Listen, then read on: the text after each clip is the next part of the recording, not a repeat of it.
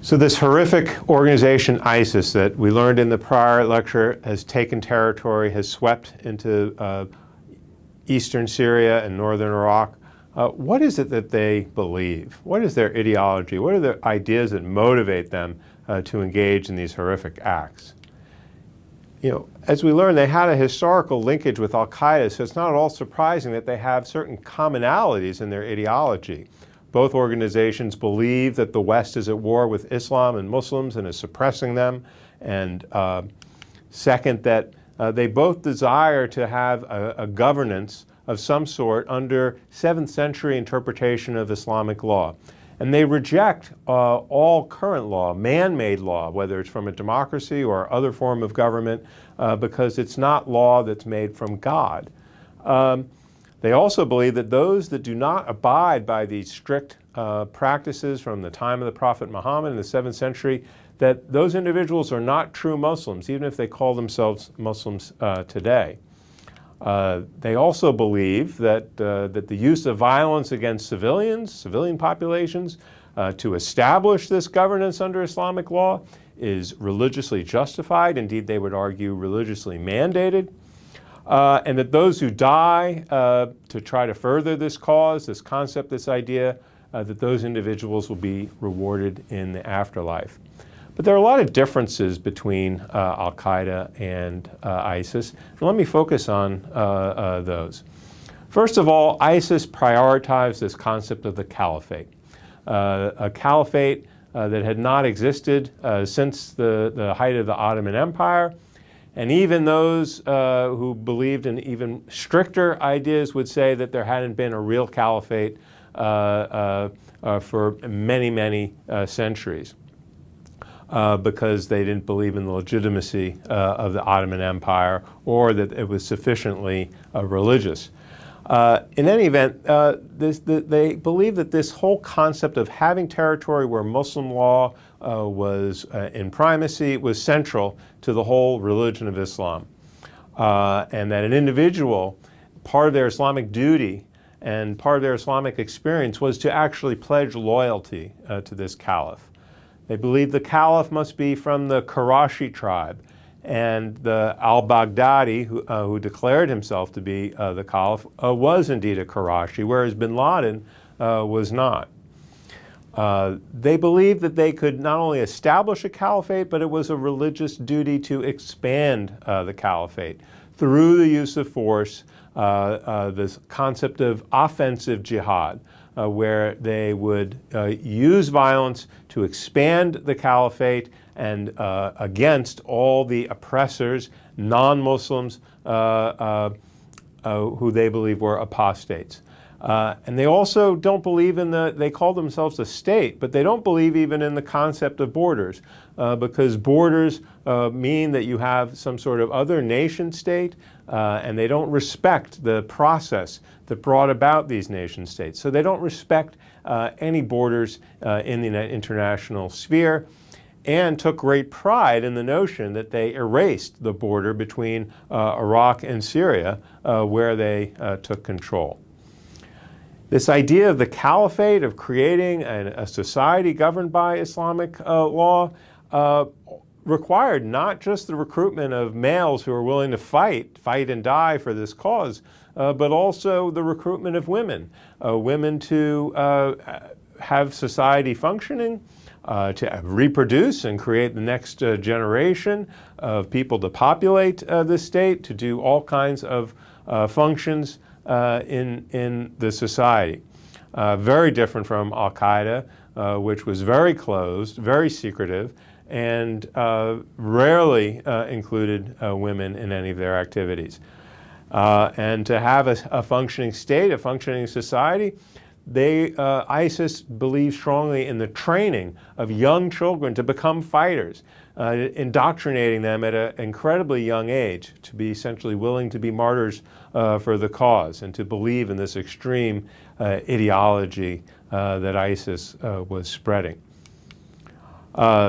This caliphate, this piece of territory where this kind of different and to outside viewers absurd, but to insiders, deeply meaningful type of Islamic experience was a great attraction to foreign fighters.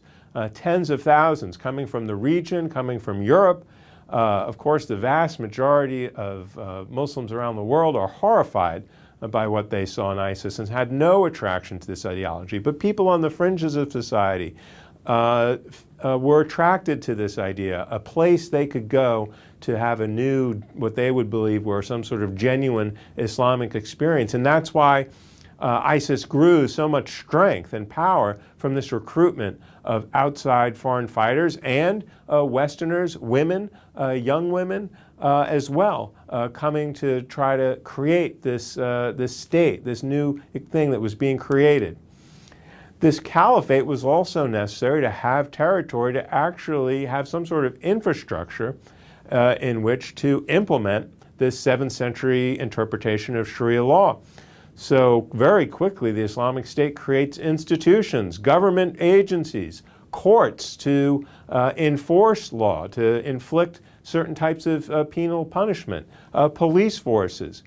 So whereas bin Laden would talk about, you know, this idealized Islamic society at some time in the future that he believed force should be used to bring about, ISIS actually made it happen, and they created the caliphate as a mechanism for showing how it could be done and then implementing it in actual practice. More about this implementation of 7th century Sharia. Understand, the term Sharia means Islamic law, but it's the interpretation of Islamic law that matters, and that is very different through many times in history, in many places in the world today. What American Muslims believe is Sharia is very, very different from the Sharia that is practiced in Saudi Arabia, and then certainly what was implemented in the Islamic State. So they interpret Sharia law in the harshest, most literalistic reading of what they believe are Quranic texts and mandates that come from an ancient document. That is the basis for ISIS's rule of law in this caliphate that it created. So it enforced all different aspects of what it interpreted to be the practices at the time of the Prophet. This includes penal law, but also family law, who can get married, divorce, marital relations, the duties of women, social customs, personal behaviors, a religious police measuring the lengths of people's beards, enforcing a strict covering of women with almost absolutely, not even virtually an air hole for their face and eyes. And the Sharia not only has these harsh punishments, but as interpreted by ISIS, some positive, like social welfare requirements, that people are to be provided for with food, housing, clothing in this Islamic State. So again, all of these things happening in real time under ISIS, where they're really only talked about and imagined by Al-Qaeda. ISIS also takes this notion of takfir to an extreme, previously unknown position. They apply the notion of takfiri to all Shia, saying that the Shia are not real Muslims. Of course, because Shia Islam did not exist at the time of the Prophet. It was a result of a succession battle that takes place after the death of the Prophet Muhammad. But even Sunni Muslims, they would say, if you're not practicing Islam in the way it was being practiced in the 7th century, with all the different customs and social mores and practices and penal punishments that I mentioned previously, then those people as well are apostates. And those people could even be killed for not following those practices, even if they were Sunni Muslims. And that is the genesis of some of these barbaric forms of violence, like beheadings, crucifixions, immolations, to punish these apostates that ISIS inflicted upon groups like the Yazidis in the Kurdish bordering areas towards the Islamic State, people who were captured, hostages from other countries, people they did not believe fit their definition and version of what a Muslim was. Just one example of these horrific practices in this photo. Another aspect of ISIS that's very different is they are definitely an apocalyptic group.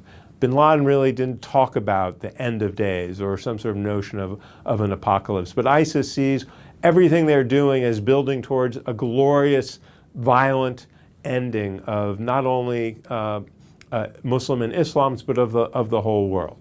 And they believe that a Mahdi will come to lead Muslims to victory at a time before the end of days, and there'll be a giant conflagration, giant fight between what they called Rome, but that probably represents the entirety of the West, in a giant battle with the Islamic State, the fighters, in a town called Dabiq, Syria. Indeed, they went to great lengths to capture Dabiq because of this reason in the Syrian civil war. And ultimately, they believe that once they are victorious, that is when the ultimate apocalypse will occur and the world will ultimately end. So they see this march, that being part of a grand march of history. Another big difference, and while you might think of ISIS as being barbaric and ancient, which in many ways they are, they also were masters of social media in a way bin Laden never was. Bin Laden tried to be, but Al-Qaeda was an underground organization. It was hard to find. It was not open. It did not exist in any one single place. And it still doesn't today. ISIS was a proto-state. It had a territory and a location, and it wanted to attract as many people as possible to come and join them. And they have used a very powerful Twitter network and other forms of social media to communicate with people abroad, to try to persuade them to come, if not to come, to support them in one way, shape, or form. And this has been a very powerful social networking tool that has made ISIS the power that it is today, and a force that the United States, the West, and all of the states in the Middle East have no choice but to reckon with.